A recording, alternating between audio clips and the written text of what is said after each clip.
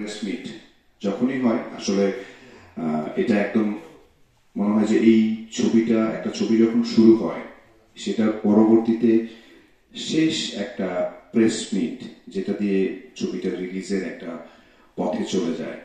So বলবো যে প্রথম যখন এই 2019-20 অনুদানের যে ছবিগুলো পেয়েছিলাম অনুদান, তার মধ্যে একটি অন্যতম ছবি, এবং এই ছবিটা নিয়ে একদম প্রথম থেকেই আপনারা অনেক বেশি সাপোর্ট করেছেন। সেটার কারণ আমি জিনিসগুলোকে এমন ভাবে বলেছিলাম যেটা আমার কাছে মনে হয়েছিল যে এটা আসলে বলার মতো একটা বিষয়। কারণ আমার জীবনের প্রথম ছবি আমি করেছিলাম শাহিন সুমন পরিচালিত, ছবিটার নাম হচ্ছে মন যেখানে হৃদয় সেখানে। এবং আমার মডেলিং থেকে মানে সবাই একটু অল্প অল্প করে শেষ করে ফেলেছে, এই জন্য একটু যাতে কিভাবে বড় করা যায় এই জন্য মানে টেনে টেনে বড় করছে আর কি। হ্যাঁ, সো শাহিন সুমন পরিচালিত মন যেখানে হৃদয় সেখানে গল্পটা দিয়ে আমার চলচ্চিত্র শুরু হয়। এবং আমার মডেলিং এর পরে প্রথম আমি যেদিন ক্যামেরার সামনে দাঁড়িয়েছিলাম আমার মনে আছে সেটা হচ্ছে ওয়ান্ডারল্যান্ডে।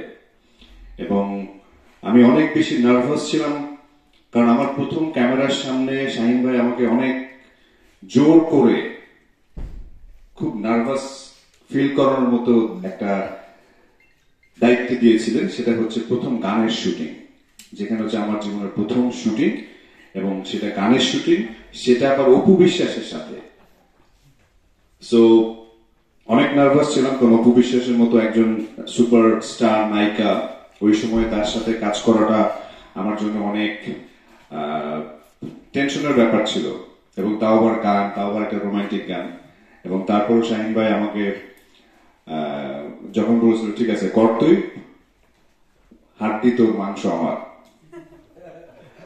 সো অনেক অনেক নার্ভাসনেস নিয়ে শুরু করেছিলাম। এবং সেই ছবিটার কথা বললে অবশ্যই শাহিন সুমন ভাইয়ের পরবর্তীতে অপু বিশ্বাস, তার এগুলো বাদেও একজন মানুষ যে আমাকে প্রথম ছবি করতে আমাকে ইন্সপায়ার করেছিল সেটা হচ্ছে বাংলাদেশের সুপারস্টার শাকিব খান। এবং সেটারও অনেক গল্প আছে, এটা বলতে গেলে আরো অনেক অনেক বড় বড় লেন্দি হয়ে যাবে। আমি শাকিব ভাইয়ের ওই দিন যখন ছবি শুটিং শুরু করার আগে যে ফ্যানটা ছিলাম এবং প্রথম যেদিন শুটিং শুরু করেছিলাম গানের পরবর্তীতে শাকিব খানকে জীবনে প্রথম যেদিন দেখেছিলাম, ওই দিন দেখে ওনার সাথে আমার প্রথম দিনই প্রায় 6-7 ঘন্টা একটা আড্ডা হয়েছিল। সো সেই দিন থেকে তখন আরো বেশি ফ্যান হয়ে গিয়েছিলাম তার সাথে মিশে।